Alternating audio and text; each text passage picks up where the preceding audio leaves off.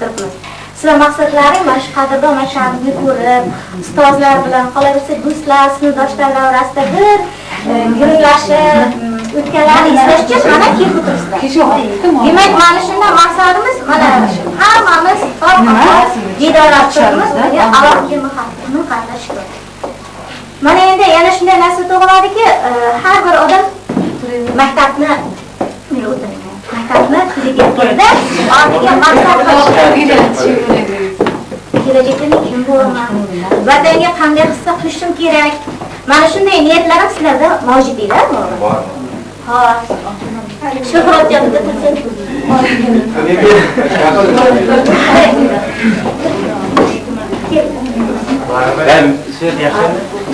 Shuhrat, senga shunday savol. Sen qanday niyat qilgan eding va orzularingga erishdingmi?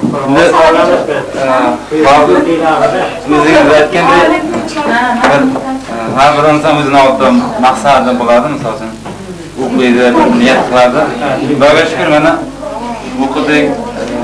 Orzulardan albatta bir oliy ta'lim dargohlarida o'qishdi.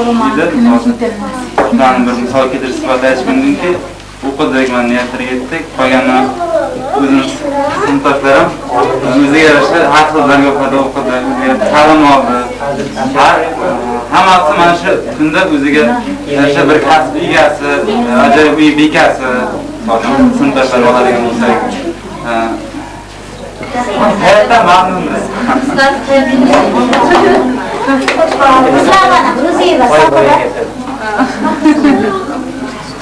Ana shu hozirgi O'zbekistonda yashab turibmiz, ana shu hozirgi hayotdan mamnunmisiz? Albatta hayotimiz tinch, o'yinli,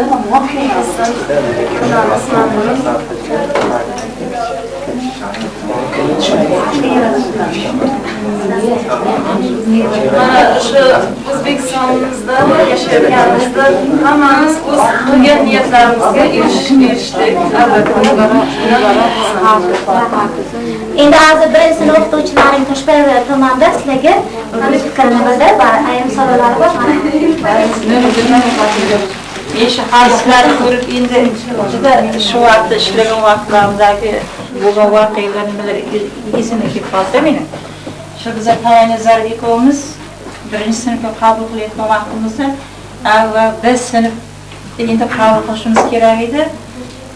Bizga ro'yxatni bergandan keyin endi bolalar ikki guruhga bo'lingan, aslida biz sinf bo'ladi dedi.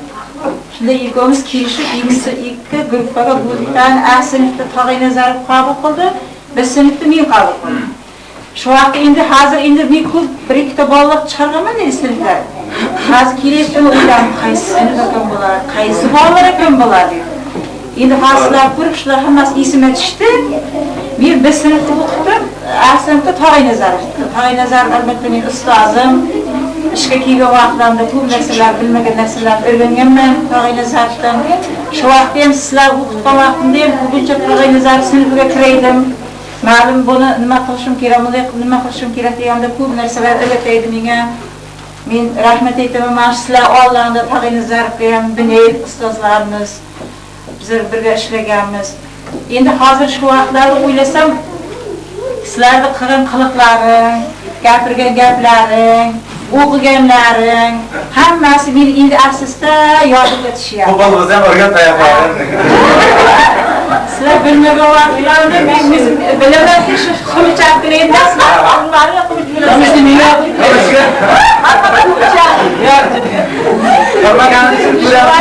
shu vaqtingizdan shu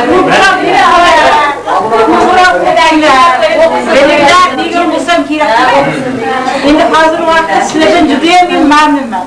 Hech qaysi yo'qki bironta kasbni egallamagan. Shunday emasmi? Hamma yaxshimi, yomonmi, hamma bir kasbni egasi. Men juda ham sizlarga xursandman. Ichimizda magistraturalar o'qigan mana o'quvchilarimiz bor. Juda ham rahmat aytaman Shuhratga. Shu vaqtda Shuhratdan juda ham minnatdor edim. Uni o'qimaganlar ham, masalan, boshqa bunday qilganlar ham oddiy kasblardan ham juda ham xursandman. Hammasining qo'lida bir kasbi bor. Hammasi o'ziga yarasha ish qilib oilasini boqyapti. Shunday emasmi? Bekor emas. Hammalarini toparman, tutarman. Men o'zimcha shunday qilaman-da. Hammalarini ishtadan, ikkitadan, bittadan farzandlarim bor. Yo'qlarni mana endi bo'lyapti, nasib qilsa Xudo xohlasa. Men sizlarga birinchi o'rinda sog'lik tilayman. Sihat salomatlik tilayman. Sizlar ham kelgusi yilda shu farzandlarni, o'zlarining farzandlarini, shu O'zbekistonimizni kelajagi uchun, O'zbekistonimizning porloq hayoti uchun shularni yaxshi parvarishlab, yaxshi o'stirib, o'zlarini qishlog'imiz uchun, xalqimiz uchun xizmat qilishlarini men sizlardan tilab qolaman. Sizlardan men juda ham minnatdorman. Rahmat sizlarga. Endi avvalambor assalomu alaykum. Aziz shogirdlar degan bo'lar, uni pedagogik sohasida ishlaymiz. Bu shunday bir oqshomki, bu shunday bir kun ko'p tushib, hozir bekatlayishlar ketibdi. Bevosita sizlarga sog'lorman. Shu sinf o'quvchilarini, shu ustozlarni ko'rib men hayajonlanib ketyapman-da. O'ylayman, sizlarda ham o'xshash shu hayajon bor hozir. Singapur, unida, bunida gaplar bo'lyapti.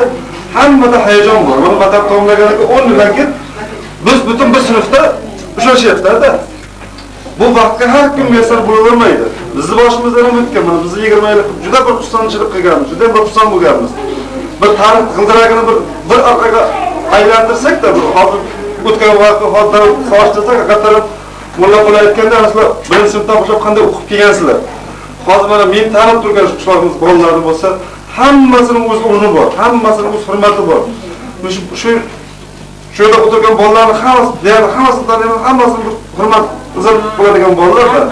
Men tanigan mana Farhod tijoratda o'zini ko'rsatib hurmatga sazovor. Mana Abriyev Juzamziyan. Mana Shonazar rayon bo'yicha shu hurmat bu tashkil qilib kelyapti. Yaxshi bir hamkorlik deyapti mana. Qizlarimiz xuddi shunday bir oila bekasi. Qizlarimiz ham xuddi shunday deyapti mana. Adashmasam mana Abriyev bijini maktabda ishlayapsiz. Shulashib keldim, ishlagan joyda bir sohasida borganman. Mana yigitlarimiz ham mana shu joyga gapiryaptilar, magistraturagacha o'qib tamomlab kelib aytdi, bu laboratoriyadagi niyatingga yetishdingmi deyapti-ku, gap qaltiroq qildi, o'ylayapti. Bu boshlang'ich niyat qadamini bosib o'tyapti hozir bu. Oldida endi mana hamma o'qishlar to'g'rilib bo'lyapti, katta-katta ishlar turibdi hozir. Mana jiyanimiz mana Toshkentda qaysi bir oliygohda nimada o'qituvchi, katta o'g'il o'qituvchi. 15-dekabrlik o'zi erkak. Mana yigitlarimiz mana biz tamom ketdi. Hamsa katta so'rashimiz kerak-a. Deyman-ku, hamma o'z yo'lini topgan, hayotga moslashgan, kasb egasi. bir kasb egasi. Endi kelajakda bular niyatida katta bo'ladi. Shu bizlar bisalar hammalar bir baxtli insonlar-da. Hech qaysi bir nima emas. Hammasi o'ziga yarasha kasb. Farzandlari bor, bolalari bor, mana hammasi. Qizlarim bir oila bekasi. Demoqchimanki, niyat qilishdan, orzu qilishdan odam charchamaslik kerak. Niyat sari harakat qilaverish kerak-da. Endi hozir bir soat dars bo'lyapti, bir narsani sizlardan so'ramoqchi edim-da, bizda shu gap bo'lib o'tganda. Kim shu dars davomida misol qilaylik, birinchi sinfdan boshlang'ich sinfda o'qigan bir qiziqarli bir voqeani eslab bera oladi. Qiziqarli eslab qoladi. Kim aytadi? Javob beradi shunga. O'qituvchilar bilan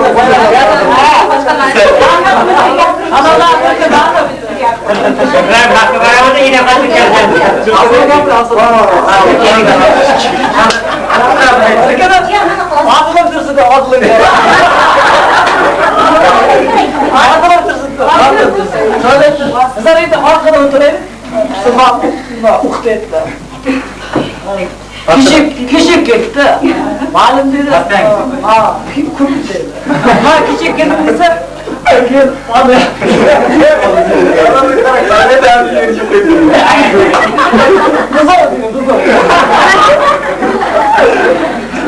canım değil artık.